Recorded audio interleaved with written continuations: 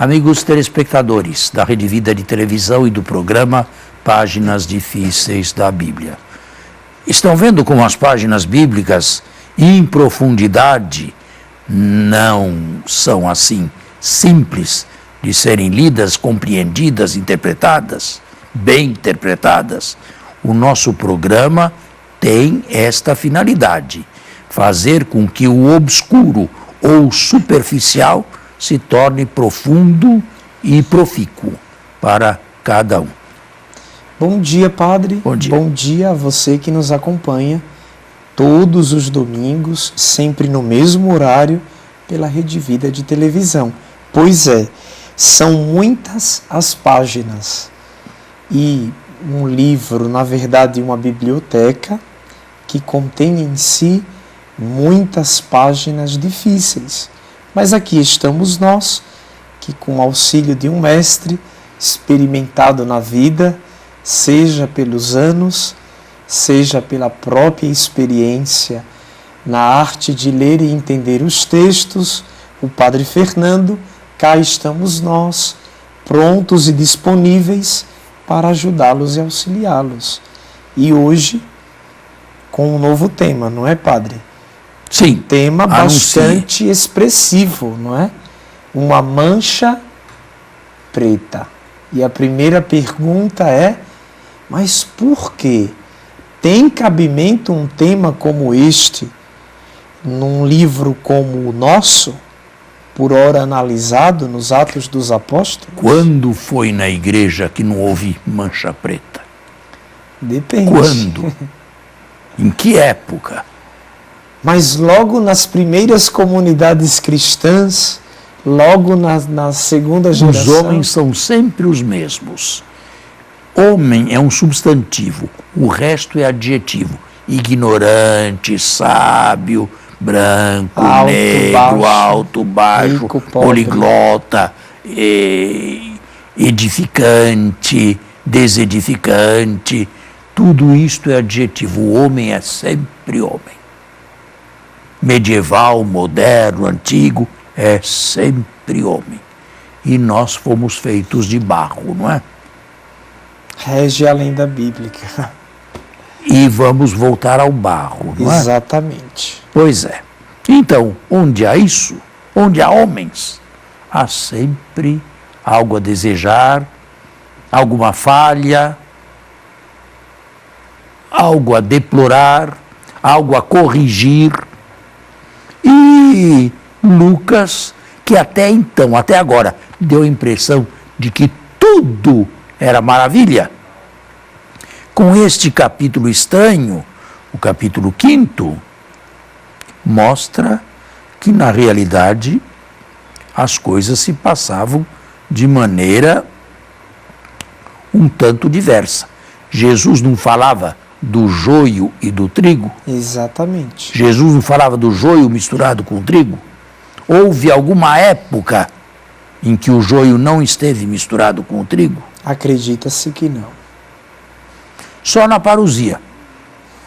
Só no final da história. Aí haverá a separação definitiva de um do outro. Agora, temos que aprender a conviver. Conviver com o mal, conviver com a crueldade, conviver com os limites, com a imbecilidade. Temos que aprender a conviver com isto. Não chegou ainda o tempo da separação. Aqui, o episódio de Ananias e Safira mostra bem o lado negativo desta comunidade. Leia apenas alguns versículos. Então nós vamos tomar o capítulo 5 e o versículo 1. Entretanto, certo homem chamado Ananias, de acordo com sua mulher Safira, vendeu uma propriedade. Mas com a conivência da esposa, reteve parte do preço. Levando depois uma parte, depositou-a aos pés dos apóstolos. Disse-lhe então Pedro: Ananias, por que encheu Satanás o teu coração para mentires ao Espírito Santo retendo parte do preço do terreno, porventura, mantendo-o, não permaneceria teu? E vendido, não disporias do dinheiro à vontade? Por que, pois, concebeste em teu coração este projeto? Não foi a homens que mentiste, mas a Deus. Ao ouvir estas palavras, Ananias caiu e expirou. Bem, pare aí.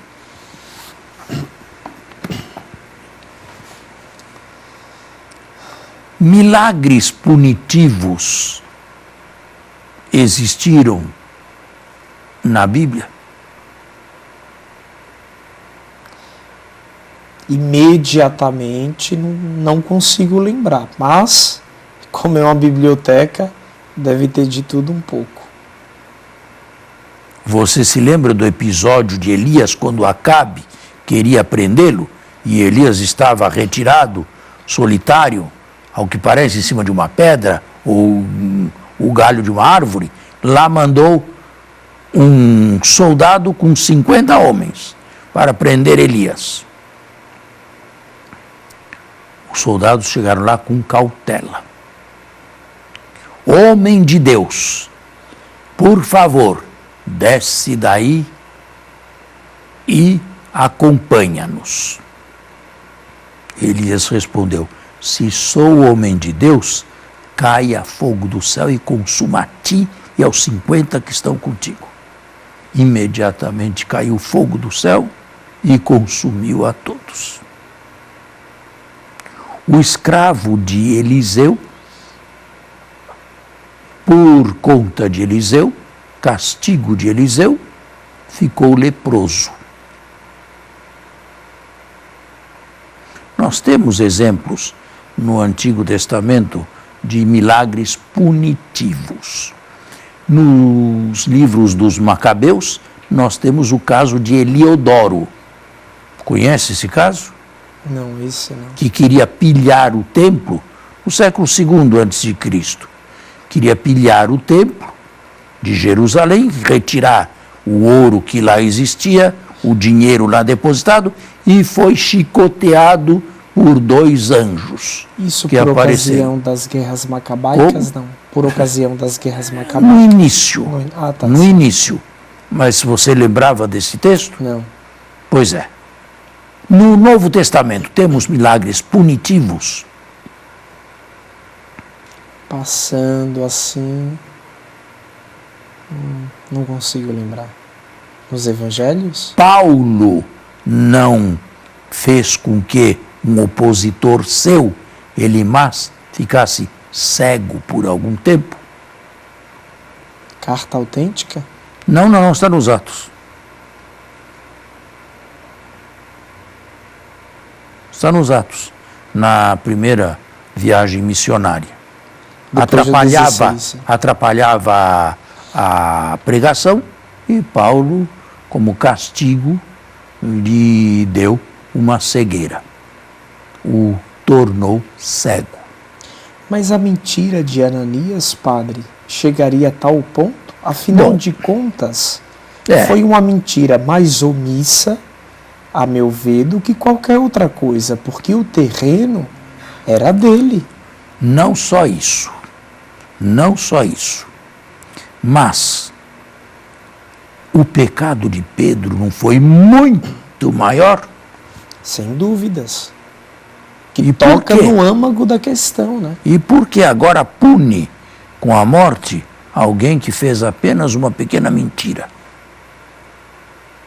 Não se lembrava do que lhe aconteceu?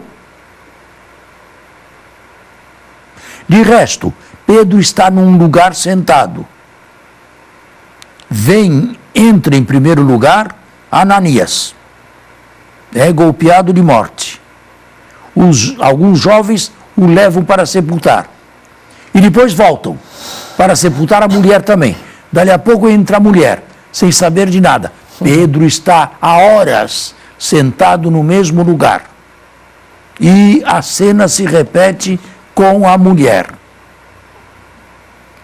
Isto tudo não coloca alguma dúvida do ponto de vista histórico? Todas. Então, vem o meu veredicto. O episódio não é histórico.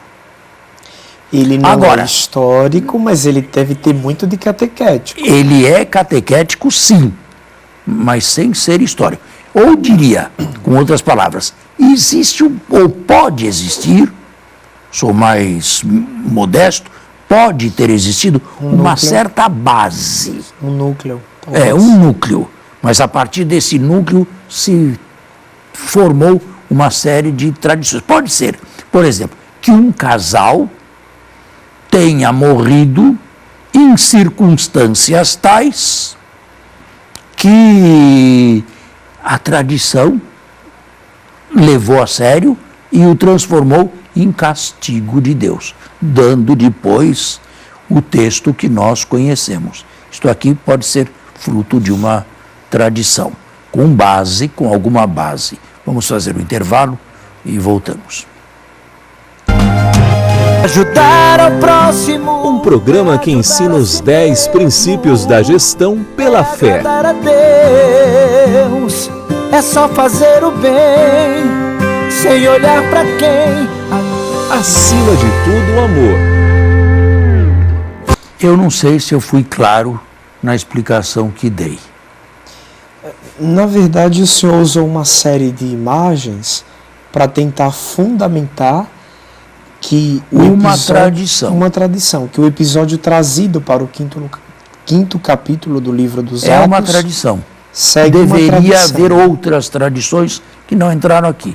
A respeito, eu falo possivelmente, a respeito da morte prematura de um casal que teria sido interpretada, e assim deve ter chegado a Lucas, como um castigo de Deus. Sim. Até porque quando a gente olha para a história, casais, homens e mulheres, sempre contaram mentiras, por exemplo. Num caso ou no outro, pontualmente falando. Mas a questão... Bom, o texto é mais profundo. O texto quer dizer que o mal existe na igreja, mas que o mal é uma excrescência. O mal não é permitido nem querido por Deus. E mais cedo ou mais tarde, este mal tem consequências graves na vida de cada um. Mas a grande pergunta hoje, usando os óculos de uma boa hermenêutica, é: a saída para isso é o exercício de um milagre punitivo? Que Jesus nunca o realizou nos evangelhos. Não. Simplesmente eu digo que foi uma interpretação de um fato, acabei de dizer, de um casal que pode ter morrido em circunstâncias tais que a comunidade pareceu um castigo.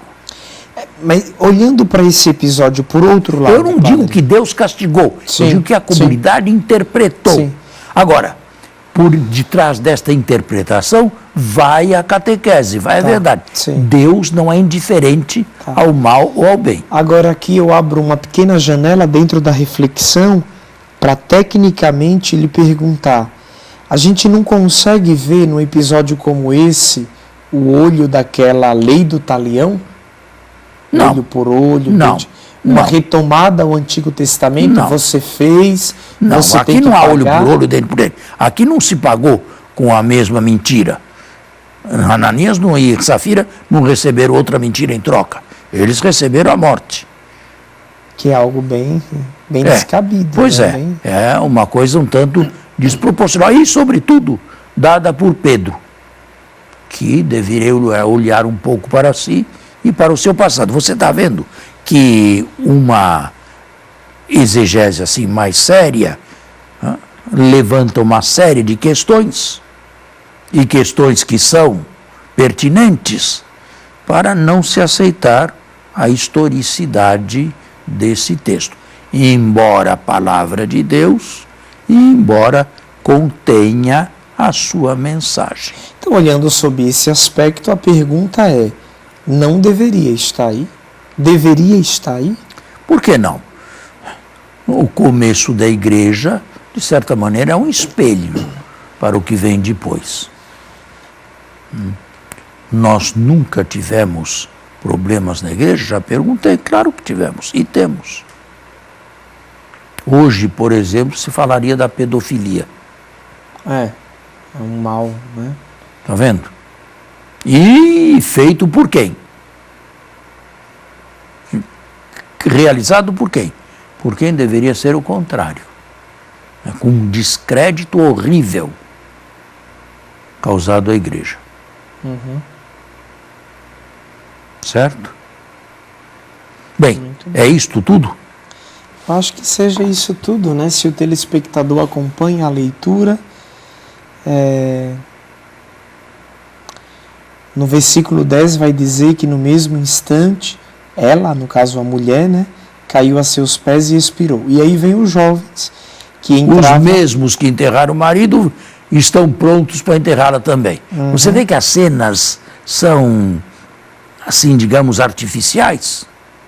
E aí vem a conclusão no versículo 11, dizendo o seguinte, que sobreveio então grande temor à igreja inteira e a todos os que tiveram notícia destes fatos. Quer dizer, é preciso um episódio como esse para... Daquilo que consideraram um castigo de Deus. Mas não estavam totalmente errados, não. Embora o texto seja historicamente passível de críticas, a mensagem é clara. E eu já disse aqui, repito, Deus não é indiferente ao mal. Olha aí, a igreja não está pagando caro atualmente o que aconteceu 30, 40, 50 anos atrás? Não está pagando caro, caríssimo? Inclusive de modo concreto. Pois é. De todos os modos, né? Claro, Pois é. Né? Sobretudo na moral. Pois é. E $1 milhão cobre uma humilhação? Exatamente. Não é? Acontece. Agora, estes aí sabiam das consequências? Acho que não, né? Ou pelo menos não previram que fosse assim. Previram que tudo ficasse no anonimato e acabou-se. Aí vem um castigo. Sabe? Na verdade, o castigo, ele nas escrituras, parece ter uma pedagogia, padre? Eu poderia falar sobre tipos de castigos? Pode. Deus pode se aproximar. Interno e o externo. Pode, é o castigo didático. Pode, um castigo pode ser didático. Mas... E aí nós chamamos de punição. Se o castigo não for didático, aí recebe um outro nome, condenação. Mas assim, há espaços para castigo numa pessoa que ama? Bom, uma pessoa que ama, se é o que você está dizendo, não tem necessidade de castigo, não fez nada que suporte Deus, castigo. que é amor, poderia haver nele castigo? Seus pais não te castigaram alguma vez na vida? Algumas vezes. Pois é. Ó. Pois é. E graças a isso você é o que é. O castigo foi didático. Você não nasceu por geração espontânea. Você não é o que é espontaneamente aparecendo, sem que ninguém, de vez em quando, te dissesse alguma coisa. Deus também age através desses castigos que são didáticos. Levam ao repensamento. Então, a tônica do episódio, só para que o nosso telespectador capte mais e melhor a mensagem, não seria o fato da, entre aspas, mentirinha ou omissão de Ananias com sua esposa, mas seria o fato de aprender que na vida não temos que brincar, não temos que... E, sobretudo, que na igreja o lixo que existe deve ser posto para fora, como todo lixo. Acumular lixo dentro, de jeito nenhum. E por isso, por causa disto, na igreja sempre houve lixo dentro e sempre houve reformas. Claro, claro. Lembrando sempre que não é, em última instância, a nossa integridade moral, que vai dizer que nós somos cristãos. É a caridade fraterna, não é, padre? Quer dizer, claro, a moral é fundamental para construirmos bases sólidas na cultura cristã. Mas cuidado também para não cairmos no moralismo, né? Quer dizer, são os meus atos e só os meus atos na comunidade cristã quem me torna aquilo que sou. Não, temos que lembrar não, do você amor, não né? torna nada, você não tem iniciativa nada, nem eu, nem ninguém. A iniciativa para o bem, a nossa iniciativa é para o mal.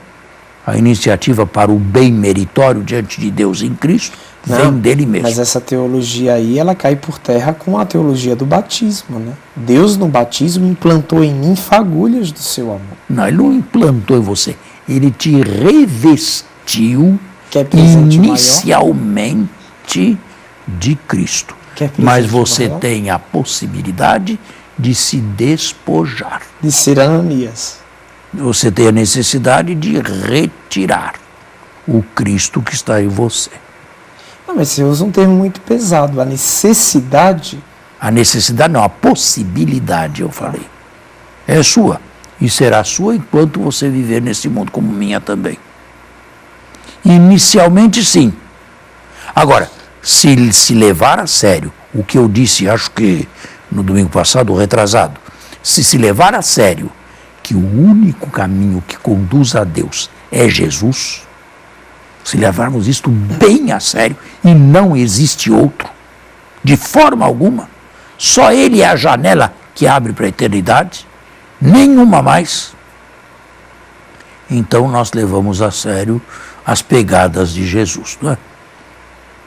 Um seguimento de Jesus, a cruz de Jesus. A cruz de Jesus, é. Agora, entenda também a cruz de Jesus. Você não vai carregar uma cruz pela cidade de Jerusalém. Não. tem necessidade. Você não vai ser crucificado em Jerusalém. A cruz de Jesus para você é tudo aquilo que você suporta, em primeiro lugar, por ser discípulo de Jesus. Quer um exemplo? Uma pessoa que é divorciada. A igreja aceita um segundo casamento? Em si, não. Não. Não. Se essa pessoa, por ser cristã, aceitar a solidão, aceitar ficar sozinha, embora não tenha tido vocação para isto, esta pessoa não está carregando uma grande cruz? Sem dúvidas. Pois é, se essa Digna pessoa de fizer, recompensa, né? se essa pessoa fizer isso, ela está carregando a cruz de Cristo, transformada em cruz dela, pessoal, mas está fazendo isto por causa de Cristo. E os exemplos poderiam ser multiplicados, mas o nosso tempo está terminado. Terminado. Temos que encerrar. Que pena. Então fica a dica. Não façamos como Ananias e Safira, mas como os santos. Carreguemos a nossa cruz por amor a Jesus. Um bom domingo para você.